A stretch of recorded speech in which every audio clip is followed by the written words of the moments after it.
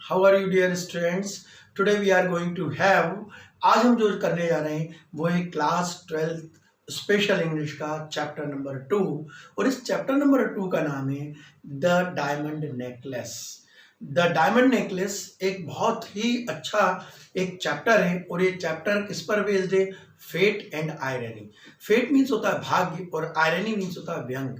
ये पूरी जो कहानी है, ये पूरी कहानी यहाँ का एक जो मेन कैरेक्टर है मैथिल्ड लाउजेल के ऊपर बेस्ड है और ये उसका भाग्य और उसके ऊपर व्यंग के बारे में बताया है।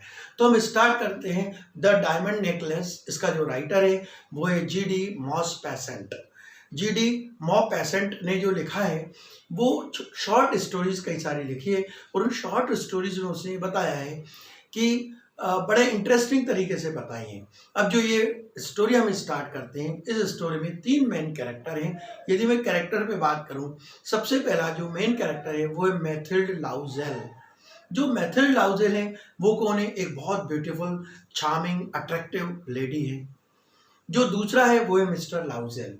ऑब्वियसली आपको नाम से मालूम पड़ रहा है लाउजेल। मिस्टर लाउजेल कौन है? मिस्टर लाउजेल उसका हस्बैंड है जो एक क्लर्क है जो काम करता है मिनिस्ट्री ऑफ पब्लिक इंस्ट्रक्शंस में।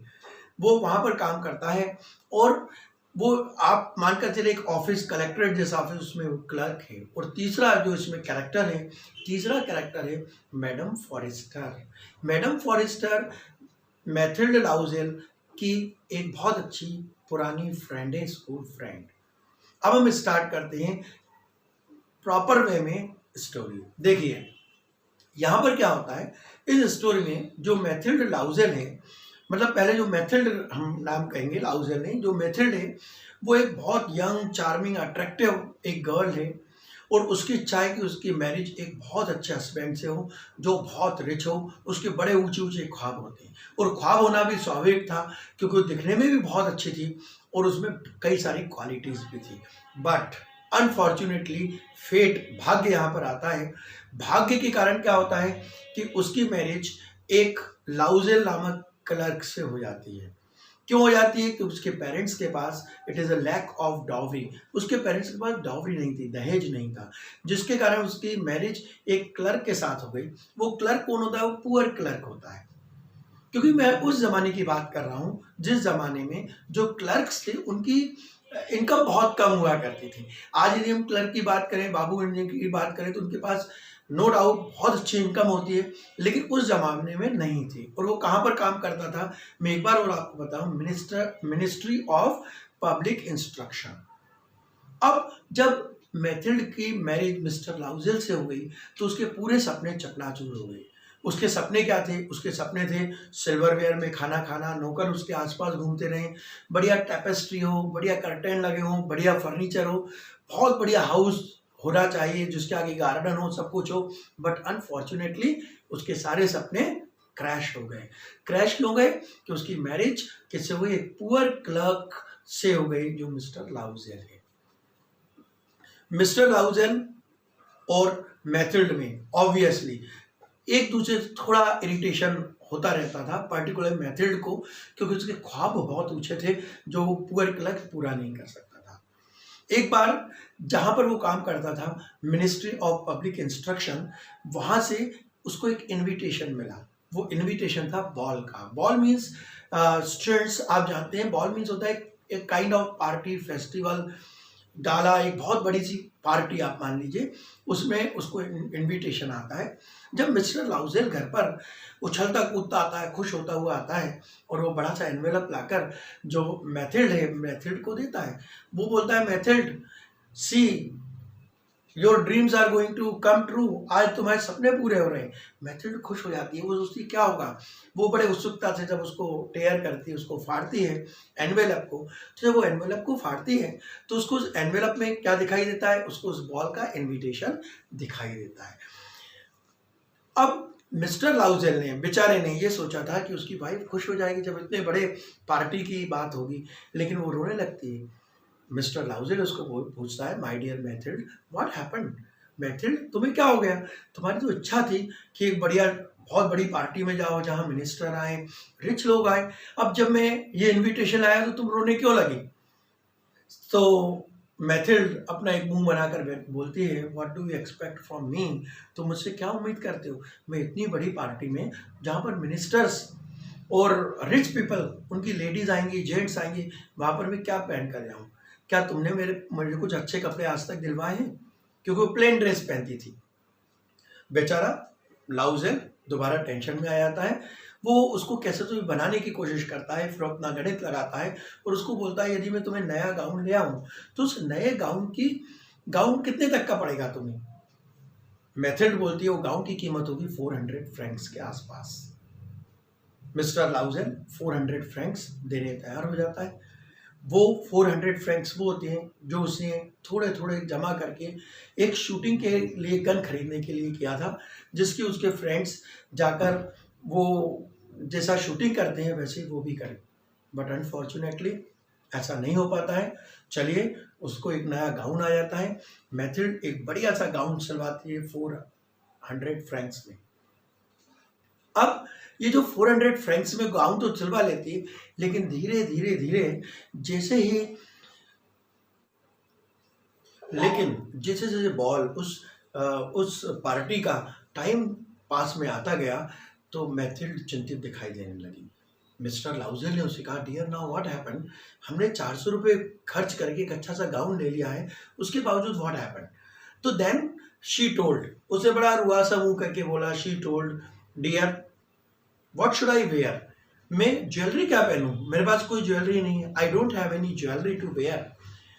मिस्टर लाउजेल ने उसको बोला, it is better to have some floral decoration, अच्छा है कुछ फ्लोरल डेकोरेशन करके चले आओ, कुछ फूल माला पहन के चले आओ। तो लाउजेल ने, मिसेज लाउजेल मीन्स मैथिल्ड बोली, नो इट्स नॉट पॉसिबल, इतने सारे लोगों के बीच में मुझे अच्छा नहीं लगेगा। देन मिस्टर लाउजेल ने उसको एक और सजेशन किया, उसको सजेस्ट किया कि तुम्हारी जो पुरानी फ्रेंड है मैडम फॉरेस्टर, उस मैडम फॉरेस्टर के यहाँ जाके क्यों नहीं पूछती हो, वो बहुत अच्छी फ्रेंड है, पैसे वाली भी है, रिच है, she is rich, better you go there and just borrow some necklace from her. Mathilde को भी ये मामला जम गया, उसने कहा, इट इज ट्रू, मैं भी ऐसे करती हूँ, मैं जाकर लेती हूँ।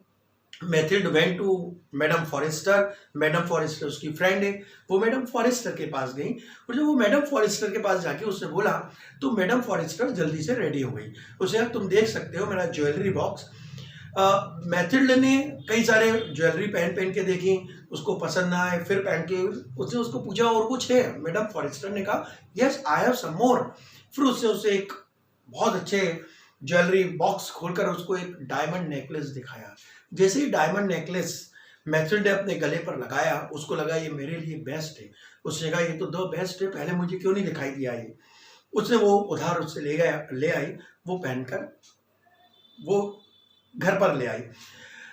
जो बॉल वाला दिन था, जो फेस्टिवल वाला दिन था, जो पार्टी का दिन था, उस दिन मैथिल्ड लाउजेल नया गाउन पहनकर डायमंड नेकलेस पहन के गई और वही हुआ जो वो चाहती थी।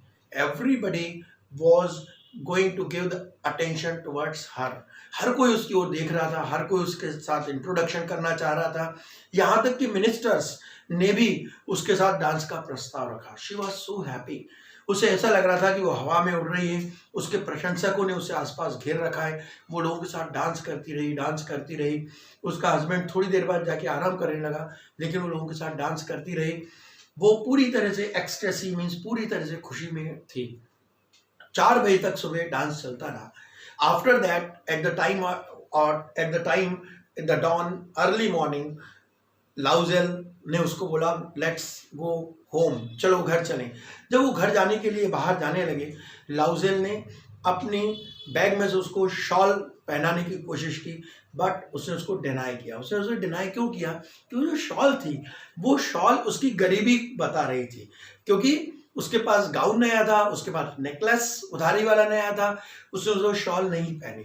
जब वो नीचे उतर गए तो बड़ी मुश्किल से उनको टैक्सी मिली, क्योंकि उसने लाउजेल को पहले ही मना कर दिया था कि टैक्सी आप यहाँ मत लाओ, क्योंकि हो सकता है लोग हमें गरीब मान लें। बड़ी मुश्किल से टैक्सी मिली। जब वो घर पहुंचे तो while they were going there, तो घर पहुंचते पहुंचते वो जब सीढ़ियों से चढ़ रही थी तो मिसेज लाउजेल को लगा, now I am again in the hell, मैं दोबारा इस नर्क में आ गई। कितना अच्छा माहौल था, कितनी अच्छी फ्रेग्रेंस आसपास फैली हुई थी, कितनी अच्छी जेंट्री थी, कितने रिच लोग मेरे साथ डांस करने को चाह रहे थे, काश ऐसा ही होता। खैर वॉट एवर इट में भी। और वो जब घर पे गई, घर पे वो उसके ड्रेसिंग टेबल के सामने बैठी। जब वो ड्रेसिंग टेबल के सामने बैठी तो उसे कहा मैं एक बार और देख लूँ कि मैं कितनी सुंदर दिखाई दे रही थी पार्टी में। फ्रेंड्स, कई बार ऐसा होता है जब हम पार्टी में से होकर आते हैं तो हमें लगता है हम देखें तो सही हम कैसे लग रहे थे, उससे अपने आप को पार्टी में वो कैसे थी वो मिरर में देखकर अपने आप को निहारने लगी। अचानक से शी शाउटेड, एकदम से वो चिल्लाई, उसने डियर कम फास्ट। मैथिल्ड जो दूसरे कमरे में था, थका आ रहा था, उसने कहा व्हाट हैपन डियर, उसने कहा अभी कम सी व्हाट हैपन्स। जब लाउजेल दौड़ा दौड़ा आया, लाउजेल ने पूछा क्या हुआ, उसने कहा I lost the diamond necklace. उसने डायमंड नेकलेस ही नहीं दिखाई दे रहा है। दे वर शॉक्ड, दोनों शॉक्ड हो गए, दोनों के चेहरे पीले पड़ गए। ऑब्वियसली डायमंड नेकलेस बहुत महंगा था, उनके बलबूते के बहुत बाहर की चीज थी। It was not their cup of tea to have such diamond necklace. उन्होंने पूरी ड्रेस को फटकार कर देखा, कहीं ड्रेस में तो नहीं फंस गया है, जीने पर देखा, सब जगह देखा, लेकिन डायमंड नेकलेस कहीं नहीं मिला। मैथिल्ड ने कहा अपने हस्बैंड को, डियर आप जाओ रास्ते में देखो कहीं मिल जाए। तुरंत लाउजेल गया और उसे पूरे रास्ते में देखा, टैक्सी वालों से पूछताछ की, लेकिन कुछ नहीं हुआ। जब सूर्य तेज चमक रहा था, वो घर में उसने एंट्री की। जो मैथिल्ड थी वो एज इट इज उस सोफे पर, उस कुर्सी पर बैठी थी, बिल्कुल निढाल सी होकर। उसने पूछा उम्मीद के साथ कि आपको डायमंड नेकलेस कहीं मिला? उसने कहा कहीं नहीं मिला। फिर वो दोपहर में गया एंड अगेन उसने सब जगह नोटिफिकेशन दिया, पुलिस में दिया, जगह जगह टैक्सी कैब ड्राइवर्स को नोटिस दिया, जिस किसी को भी मिला we will give them the prize, लेकिन कुछ भी नहीं हुआ। जब वो रात में घर पे आया, उसने अपनी वाइफ को बोला अब हमारे पास कोई चारा नहीं है, बेटर है तुम अपने मैडम फॉरेस्टर को मैसेज करो, उसको बताओ कि यदि कुछ दिन की हमें मोहलत मिल जाए। उसने उसको आइडिया दिया कि उसको कहे कि वो उसका हुक टूट गया है, जो डायमंड नेकलेस है उसका हुक खराब हो गया है, इसलिए हम हुक सरवा के 7 डेज में दे देंगे। मैडम फॉरेस्टर रेडी हो गई।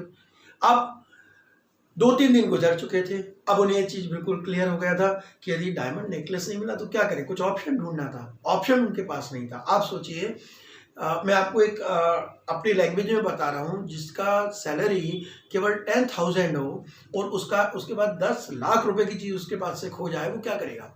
The same happened with them. उन्होंने अपना एक मूड बनाया। पहले वो मार्केट में गए, जगह के उन्होंने डायमंड नेकलेस ढूंढा, पहले तो मिला नहीं। फिर रॉयल पैलेस नाम की जगह पर एक डायमंड नेकलेस, हूबहू डायमंड नेकलेस उन्हें मिला। उस डायमंड नेकलेस की कीमत जब उन्होंने पूछी तो उनके होश उड़ गए। इट वॉज 40,000 फ्रैंक्स, 40,000 फ्रैंक्स का था, जो कभी भी वो नहीं खरीद सकते थे। घर पर आकर उन्होंने फिर डिस्कस किया कि ultimately we have to buy, क्योंकि देखिए क्या होता है, जो एक मिडिल क्लास या पुअर क्लास होता है, somewhere they have the self respect, और वो मिडिल क्लास थे। अब उनका सेल्फ रिस्पेक्ट इतना था कि वो मैडम फॉरेस्टर को जाकर ये भी नहीं बोल सकते थे कि आपका हार खो गया है। उन्हें डर था कहीं वो पुलिस में रिपोर्ट ना कर दें, उन्हें डर था कहीं वो उसे डिसऑनेस्ट ना मान ले।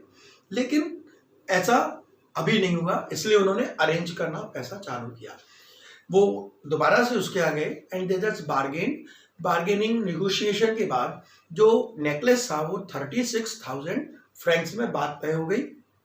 घर पर आकर मिस्टर लाउजेल ने पूरे अपने सेविंग्स देखे, अपने पिता की कुछ पैसा जो उनके पिता ने जमा किया था उसको देखा। वो 18,000 फ्रैंक्स उसने पैसा जमा कर दिया, लेकिन बचा हुआ 18,000 फ्रैंक्स जो था, अब वो कहाँ से लाए? उसके लिए उन्होंने मार्केट से बहुत महंगे पर एक लोन लिया, प्रॉमिसरी नोट्स दिए, और कैसे तो भी करके वो 18,000 फ्रैंक्स लिए जाकर उन्होंने हार खरीद लिया, नेकलेस खरीद लिया 36,000 का। बड़ी शान से जाकर मैथिल्ड ने मैडम फॉरेस्टर को जब नेकलेस दिया तो मैडम फॉरेस्टर ने उसको बोला कि तुम इसको पहले भी दे सकती थी, कहीं मुझे पहनने की जरूरत होती तो, और वो थैंक्स बोलकर हार लेकर आ गई। अब फ्रेंड्स स्टोरी बदलती है। अब स्टोरी बदलती है, इसलिए बदलती है क्योंकि इनकी कंडीशन पहले ही खराब थी और भी खराब हो गई। जो मैथिल्ड थी, मैथिल्ड ने एक और रेंट पर और एक बेकार सा घर ले लिया जो गैराज की तरह था, जहां पर दूर से पानी भर के लाना पड़ता था। इनकी लाइफ पुअर जैसी हो गई। जो मिस्टर लाउजल था वो 2-2 शिफ्ट में काम करता था अपने सारे लोन रीपे करने के लिए, बार बार उनको रिवाइज करता था। वो 2 शिफ्ट में काम करता था। जो मैथिल्ड थी, वो मैथिल्ड खुद अपने हाथों से बर्तन साफ करती थी, पोछा लगाती थी, मार्केट से सब्जी और मीट लेकर आती थी जो सस्ते दामों पर अवेलेबल था। जो मैथिल्ड एक ब्यूटीफुल लेडी थी, चार्मिंग थी, अट्रैक्टिव थी, कुछ दिनों में वो रफ लेडी हो गई। राइट? क्यों? क्योंकि वो खुद काम करती थी। अब उसके पास कोई टाइम भी नहीं था कि वो लिपस्टिक लगा पाए, हेयर पेंट लगा पाए, कुछ भी नहीं कर पाए। उसके जो डेलिकेट हैंड्स थे वो रफ हो चुके थे।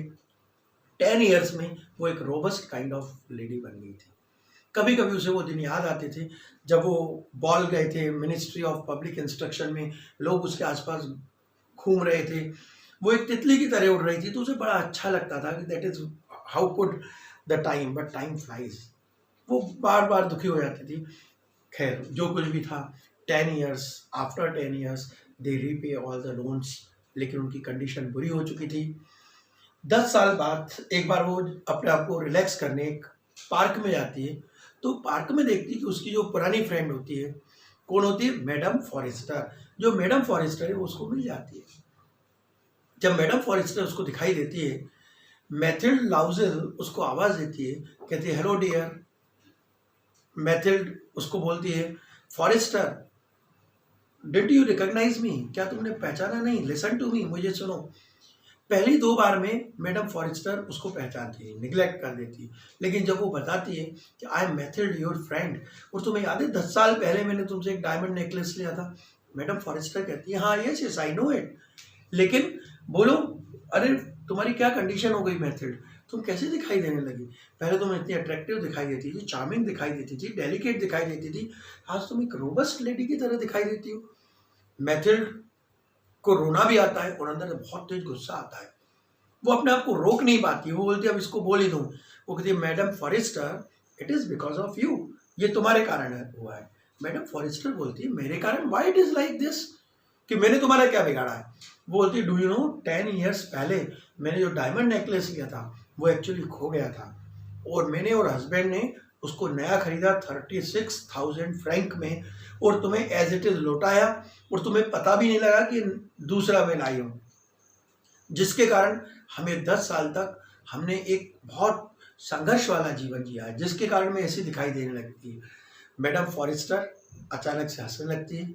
वो कहती है पुअर मैथिल्ड। देखिए स्टोरी यहीं आती है। वो कहती है पुअर मैथिल्ड। वो मैथिल्ड बोलती भाई यू आर लाफिंग। वो बोलती है क्योंकि जो हार था डायमंड नेकलेस वो असली था ही नहीं, it was fake diamond necklace, जिसकी कीमत मार्केट में केवल 500 फ्रैंक है। मैथिल्ड जब सुनती है उसके होश उड़ जाते हैं, उसको बड़ा बुरा लगता है, उसको लगता है ओ गॉड व्हाट हैपेंड। जो 500 फ्रैंक की चीज उसे कितने में खरीदी? 40,000 36,000 फ्रैंक्स में, लेकिन उसके पास अब कुछ नहीं था। सो फ्रेंड्स, ये स्टोरी यहीं ख़त्म होती है। स्टोरी का 2 मोटिव्स हैं।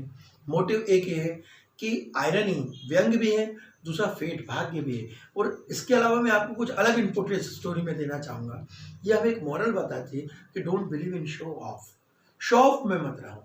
कई बार क्या होता है अपनी शो ऑफ के लिए हम लोगों से चीज़ें बोरो कर लेते हैं कि भाई तेरी घड़ी दे दे, बहुत अच्छी लगेगी पार्टी में, तेरे फुटवेयर, तेरे शूज़ दे दे, तेरी बाइक दे दे।